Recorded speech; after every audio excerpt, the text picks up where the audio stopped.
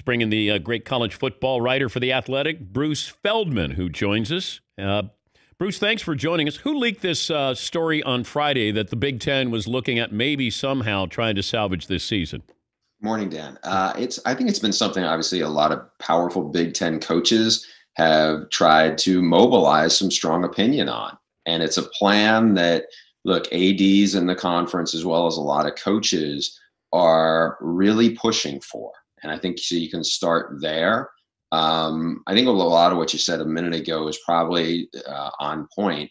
I think some of the challenges, if you're looking at a potential Thanksgiving start, it would give them, they hope, 10 games. It would also give them a little more flexibility in terms of not having the feeling that they'd be piggybacking potentially 2 seasons in 2021, potentially up against a regular quote unquote fall season. And then the other element of this would be if the regular students were to go home for finals after Thanksgiving, it's not a bubble environment, but it probably gives them the feeling that, okay, there's less risk around the regular students because they would be home and then you could start up. And the hope is that testing would be more efficient at that point.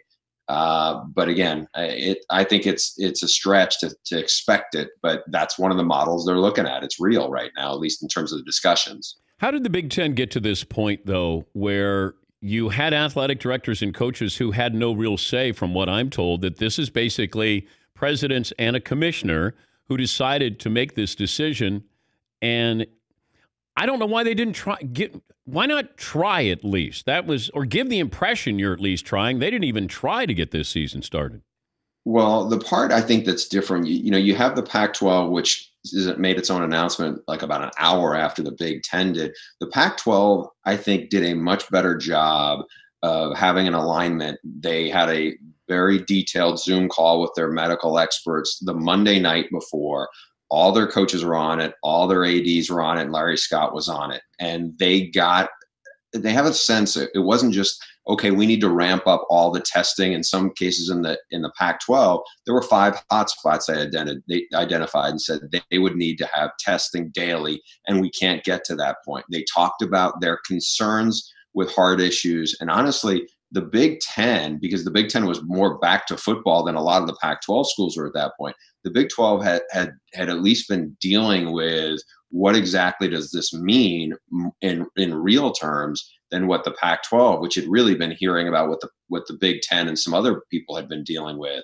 But I think it really came down to the medical experts that this particular conference, they had their presidents feeling a certain way. And I don't know if it was strictly a liability sense or a moral obligation saying, hey, we just don't feel comfortable putting our student athletes out there when we don't know enough.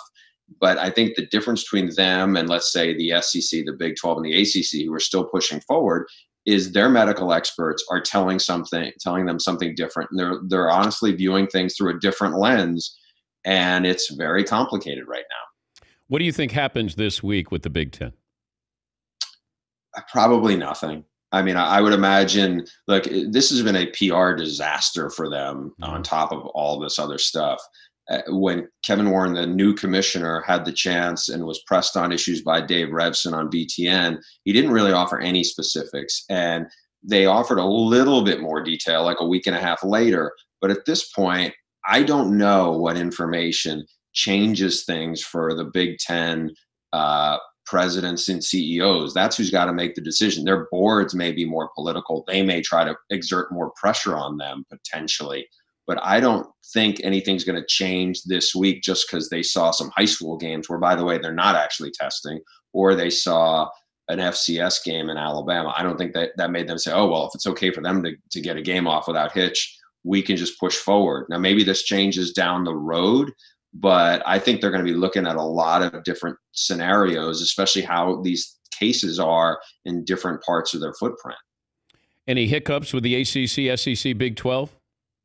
Hopefully not. There are places where there are a sizable number of cases, first in the towns, but then all in the college towns, but also, some programs have a sizable number. Texas Tech had said it had over 20 active cases. There are teams that have had issues with certain position rooms. But at this point, I think they are going to keep their fingers crossed and keep pushing forward until they get some definitive, maybe really disturbing evidence internally that forces their hand. Haven't heard any official word on this. Maybe you can help me. Is there going to be a Final Four? Is there going to be a national championship game? That's the optimism right now. I think so much is up in the air in terms of how's this going to play out scheduling wise. We've already had 3 games get shuffled back to later in the fall. I think the thing is, let's see how this gets through. That is the plan, though. Just because the Big Ten and the Pac-12, who are not playing, are not scheduled to play this fall, I don't think the rest of college football is going to say, hey, we're going to leave a ton of money on the table. If we feel like we can play and it's safe for our student athletes, we're going to try to do it. And the TV partners are going to, in this case, ESPN with the playoff, they're going to love that programming because it's not like college football fans are going to go away. Bruce, good to talk to you as always. Thanks for joining us. My pleasure. Thank you, Dan. That's Bruce Feldman, Fox Sports, and a college football writer for The Athletic.